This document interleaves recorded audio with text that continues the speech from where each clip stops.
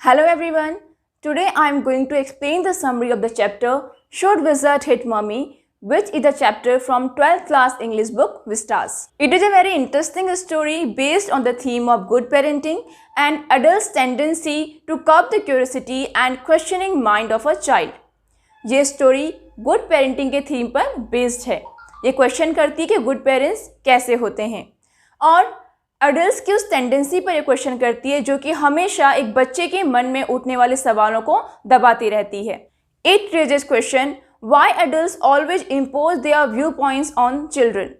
ये क्वेश्चन करती है कि क्यों हमेशा एडल्ट्स और या फिर पेरेंट्स बच्चों पर अपने व्यू पॉइंट को इम्पोज करते हैं। We know that children have a world of their own. बच्चों की अपनी एक अलग दुनिया होती है, वो हर चीज़ को अलग तरीके से देखते हैं, उनका व्यू पॉइंट एडल्ट से अलग होता है। लेकिन हमेशा एडल्ट्स जो हैं वो अपने व्यू पॉइंट को उनके ऊपर थोपने की, इम्पोज करने की कोशिश करते हैं। So this story deals with all these things. Now let's get familiar with the characters of this story. The main characters of this story are Jack and John. Jack is a father of a 4-year-old daughter named John and she is shortly called Joe. Jack जो है एक 4 साल की बेटी का father है जिसका नाम जॉन है और शॉर्टली उसे जो कहते हैं। So Jack used to tell a story to Jo in the evening before going to the bed and in the afternoon during nap time to make her sleep. तो जैक रेगुलरली शाम को सोने से पहले और दिन में नैप के टाइम, दिन में आफ्टरनून में अपनी बेटी को सुलाने के लिए रोज एक स्टोरी सुनाया करता है। Jack started narrating stories to Joe when she was 2 years old and now it has become a custom, and over the years he had started to run out of ideas. Jack अपनी बेटी को तब से story सुना रहा है जब वो 2 साल की थी और तब से अब ये कस्टम बन गया है और अब जो 4 साल की हो गई है। लेकिन समय के साथ साथ जैक के माइंड में स्टोरीज को लेकर आइडियाज़ ख़त्म होते जा रहे हैं।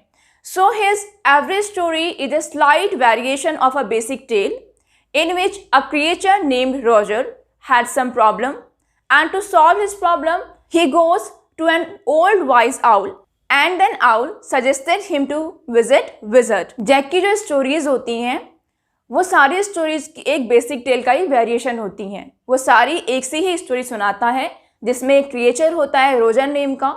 रोजर को कुछ प्रॉब्लम होती है और उस प्रॉब्लम के सलूशन के लिए वो एक वाइज आउल के पास जाता है और आउल उसे सजेस्ट करता है कि वो एक विज़र्ड के पास जाए। विज़र्ड क्या होता है? विज़र्ड हु डज मैजिक, जो मैजिक करते हैं। So when the Roger visits wizard, wizard solves his problem.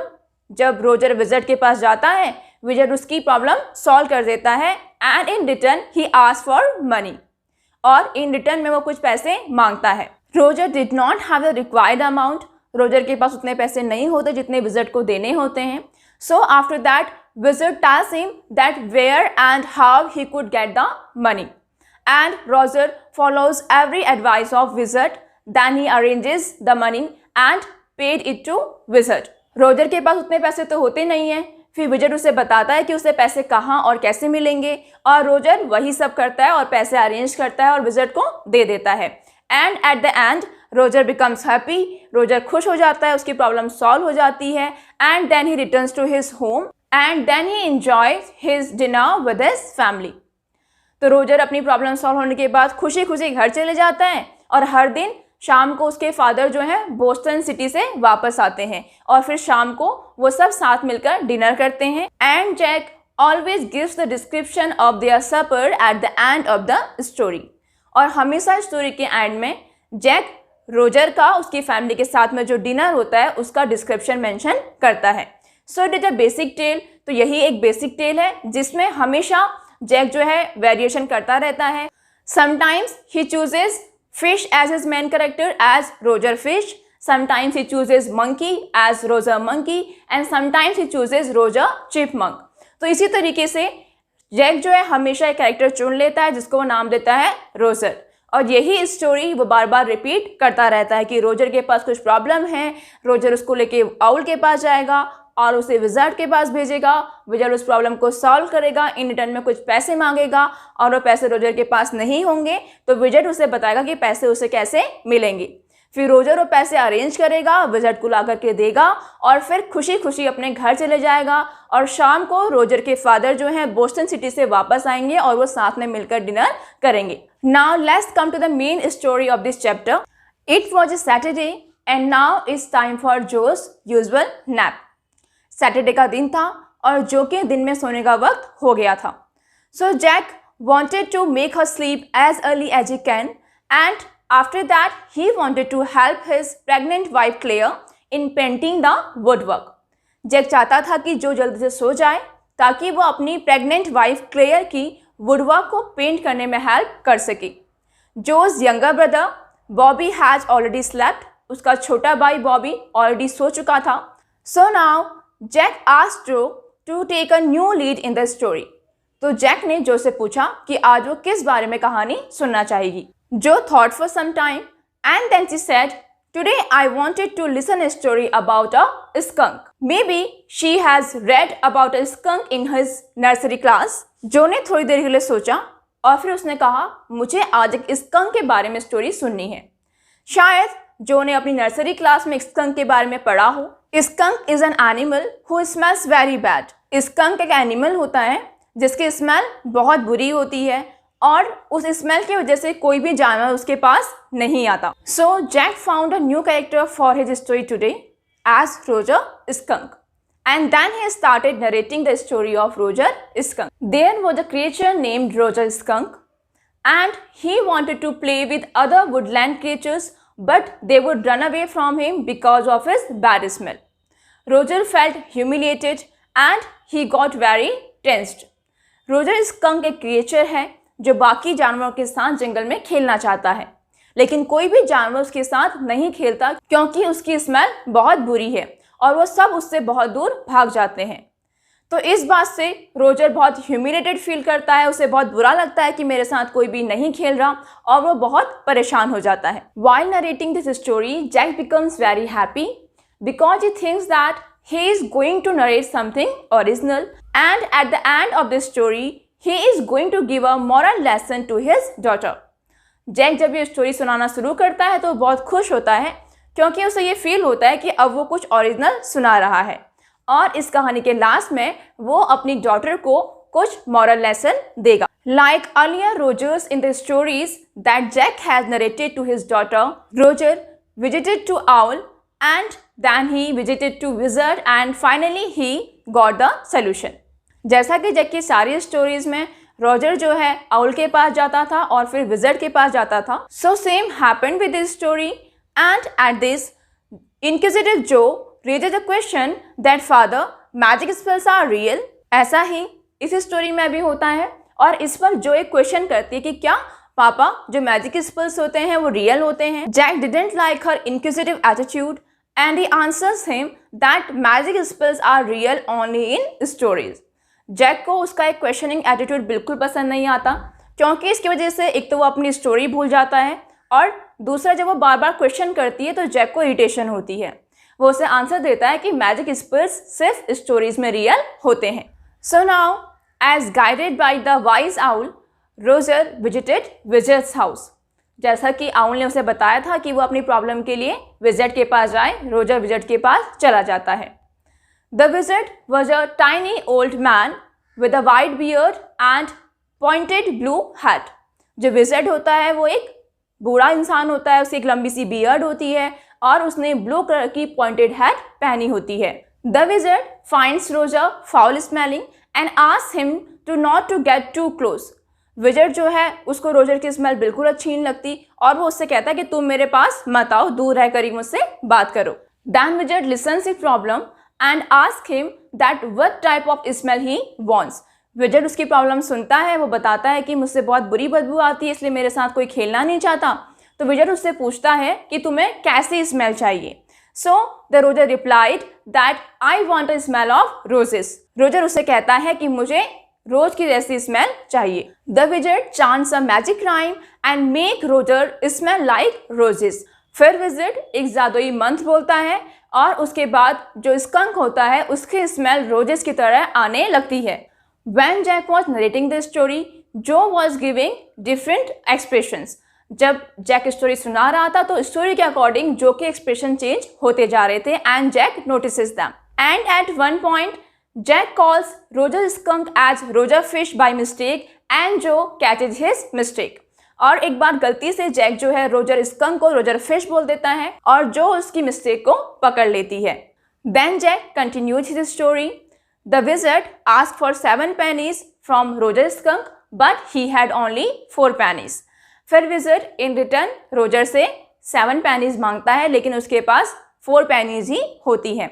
Then he tells him the way to gather money. To arrange the money, Roger had to go to the lane and then turned 3 times and after that he had to look down to the magic well.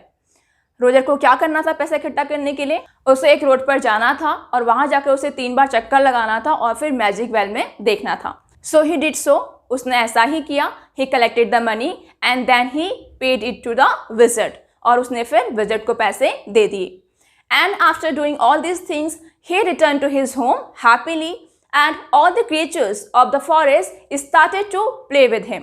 Wizard को पैसे देने के बाद Roger खुशी खुशी घर वापस आ गया और फिर जब वो फॉरेस्ट में गया तो सारे एनिमल्स उसके साथ खेलने लगे बिकॉज अब उससे बुरी स्मेल नहीं आ रही थी, उससे रोजेस की अच्छी स्मेल आ रही थी। But when Roger return to his home his mother got angry. लेकिन जब रोजर अपने घर पहुंचा उसकी माँ बहुत नाराज हो गई।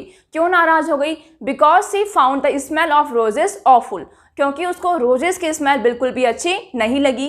And she said to Roger that he was not smelling like a skunk anymore. और उसने रोजर से कहा कि तुम अब एक स्कंक की तरह बिल्कुल भी स्मेल नहीं कर रहे हो। That means you have lost your identity and your original smell. She took Roger's skunk to the wizard and hit on the head of wizard and asked him to give back the original smell of skunk. वो Roger को वापस उस wizard के पास लेके गई और उसने wizard के सर पर मारा और उसे बोला कि रोजर स्कंक की जो ओरिजिनल स्मेल है उसे वापस करो। Wizard had to change the smell of Roger skunk and now he changed the smell of roses to the original smell of skunk. Roger की मदर के कहने पर विज़र्ड को रोजर की स्मेल को चेंज करना पड़ा और अब दोबारा से रोजर ओरिजिनल स्कंक की तरह स्मेल करने लगा। So by listening that Jo was surprised, ये सुनकर जो बहुत सरप्राइज हुई। She felt that now Roger Skunk again would be lonely and no creatures would play with him.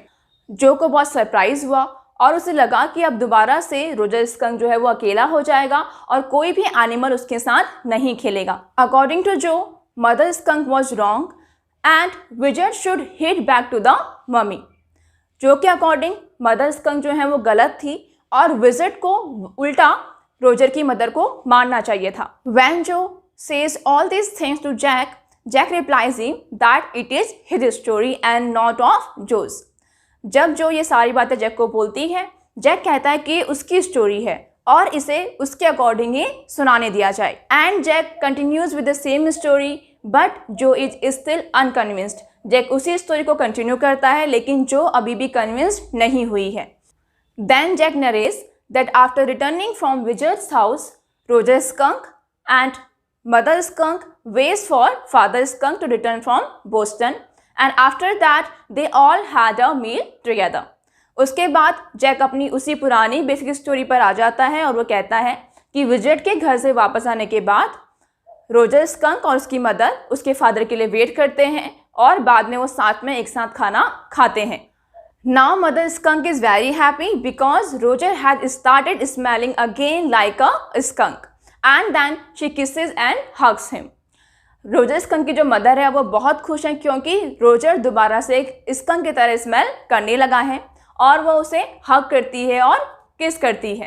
And then Jack narrates that eventually all the animals got used to the smell of skunk and they started playing with him. उसके बाद Jack ये कहता है कि सारे जो animals थे जंगल के उनको स्कंक की स्मेल की हैबिट हो गई और उन्होंने उसके साथ खेलना शुरू कर दिया। दैट मीन्स अब रोजर स्कंक अकेला नहीं है। But Jo was unable to relate this story, लेकिन जो इस स्टोरी को रिलेट नहीं कर पाती है and she is still unconvinced. She founts mother skunk stupid. उसको लगता है कि मदर स्कंक जो है वो बेवकूफ़ है। And then she says to Jack to narrate a story again in which wizard hates mummy. और फिर वो जैक को बोलती है कि आप मुझे एक ऐसी स्टोरी सुनाओ जिसमें जो विज़र्ड है वो मदर स्कंक को मारे, ना कि मदर स्कंक विज़र्ड को मारे। But Jack tries to convince her, he reasons with her and he tells that Roger Skunk loves her mother very much and the mother skunk knows what is good for her child. Jack कहता है कि Roger skunk जो है अपनी माँ को बहुत प्यार करता है और जो मदर स्कंक है वो बहुत अच्छे से जानती है कि मेरे बच्चे के लिए अच्छा क्या है। That means the Jack is satisfied with the ending of the story. Jack जो है वो इस स्टोरी की एंडिंग से सेटिस्फाइड है। वो ये बताना चाह रहा है जो को कि पेरेंट्स जो हैं वो हमेशा अपने बच्चे के लिए सही डिसीजन लेते हैं। But Jo is not satisfied with this ending, लेकिन जो इस एंडिंग से सेटिस्फाइड नहीं है। Jack tries very hard to convince Jo that one should not change his personality और identity just to get accepted by the society. But Jo as being very young fails to understand the true worth of originality. Jack जो है उसे ये convince करने की कोशिश करता है कि किसी को भी अपनी आइडेंटिटी में, अपनी पर्सनैलिटी में चेंज नहीं करना चाहिए सिर्फ इसलिए कि सोसाइटी उसे एक्सेप्ट कर ले। लेकिन जो ये बात नहीं समझ पाती, क्योंकि ये बात समझने के लिए वो अभी बहुत छोटी है। Jo continues argue with him and Jack told her to go to sleep and then he went downstairs. Jo लगातार उससे आर्ग्यू करती रहती है और जैक उससे कहता है कि अब वो सो जाए और वो नीचे आ जाता है where his wife was painting the woodwork, जहाँ पर उसकी वाइफ क्लेयर जो है वुडवर्क को पेंट कर रही थी। Claire complains him for getting late in the coming down. Claire उससे कंप्लेन करती है कि उसने नीचे आने में बहुत देर कर दी। जैक फील्स गिल्टी, जैक को गिल्टी फील होता है एंड ही फील्स दैट जो इज स्टिल नॉट अस्लीप, और उसे ऊपर से आवाज़ें आती हैं, उसे लगता है कि जो अभी भी सोई हुई नहीं है। Then Jack undergoes a change. He finds himself and his wife Claire trapped in a cage. He did not want to work with her, to talk with her or to touch her. He feels that his marriage is a total failure. He finds himself caught in a middle position. He was unable to convince his 4-year-old daughter and he earns rebukes from his wife also. Jack अपने आप को एक बहुत ही अजीब सी condition में फंसा हुआ पाता है। वो सोचता है कि मैं अपनी 4 साल की बेटी को भी कन्विंस नहीं कर पाया और अब क्लियर भी मुझे लेट होने के लिए डांट रही है। He feels that his life is meaningless and dull. उसे लगता है कि उसकी लाइफ पूरी तरह से मीनिंगलेस है और बहुत डल है। And with this scenario the story ends abruptly, और ये स्टोरी यहाँ पर ऐसे ही ख़त्म हो जाती है। So as we have discussed earlier, the theme of this story is good parenting. इस स्टोरी की थीम गुड पेरेंटिंग थी कि अच्छे पेरेंट्स कैसे होने चाहिए। So obviously parents should give moral values to their children. Parents को ऑब्वियसली अपने बच्चों को मॉरल वैल्यूज़ देने चाहिए, उन्हें अच्छी बातें सिखानी चाहिए, but they should always be ready to get new ideas और टू एक्सेप्ट न्यू आइडियाज़ और new views of their children. लेकिन साथ में ही पेरेंट्स को इस बात के लिए भी रेडी रहना चाहिए कि अगर बच्चे का कोई दूसरा व्यू पॉइंट है तो वो उसे भी एक्सेप्ट करे। And the story of Roger Skunk also gives us a message that we should not lose our identity or our personality just to get accepted by the society. Roger Skunk की story से हमें ये message भी मिलता है कि हमें सिर्फ सोसाइटी के द्वारा एक्सेप्ट किए जाने के लिए अपनी ओरिजिनलिटी को, अपनी पर्सनैलिटी को चेंज नहीं करना चाहिए। और अगर हम अपने आप में स्ट्रॉन्ग हैं और हमें कोई फ्लॉज नहीं हैं तो सोसाइटी हमें खुद ही एक्सेप्ट कर लेगी। So that's all about this story. I hope you would like the story and the video as well. Stay happy, stay healthy and keep learning. Thank you.